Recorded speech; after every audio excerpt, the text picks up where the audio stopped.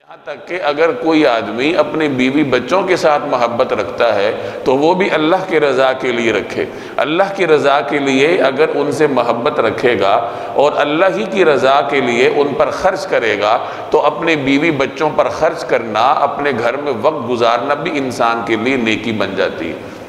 یہ تو انسان کی فطری ضرورت ہے کہ اسے اپنی اولاد سے محبت ہوتی ہے، اپنے اعزاء اور اقرباء سے محبت ہوتی ہے، لیکن اسی فطری محبت کو اگر آپ اللہ تبارک و تعالیٰ کی محبت کے دائرے میں لے آئیں اور یہ تصور کر لیں کہ یہ مجھے اللہ نے اولاد دی ہے، یہ اسی کی نعمت اور مہربانی سے ہے اور اسی رب نے میرے اوپر ان کے کچھ حقوق مقرر کیے ہیں تو میں ان کے وہ حقوق ادا کرنے کے لیے ملازمت کرتا ہوں، کاروبار کرتا ہوں، ان کے ساتھ محبت رکھتا ہوں۔ اولاد کے ساتھ محبت رکھنا جناب رسول اللہ صلی اللہ علیہ وسلم کی سنت بھی ہے۔ تو جب انسان اپنا طرز عمل تبدیل کر لیتا ہے تو اس کے وہ کام جو جائز اور مباحات کے درجے میں آتے ہیں وہ بھی عبادت بن جاتے ہیں۔ تو ایک ایک لمحہ ہمارا دین میں شمار ہو سکتا ہے، عبادت میں شمار ہو سکتا ہے، بشرطے کہ ہم تھوڑی سی ہمت کریں، تھوڑا سا اپنا زاویہ نظر تبدیل کریں۔ عملاً کچھ نہیں کرنا پڑتا،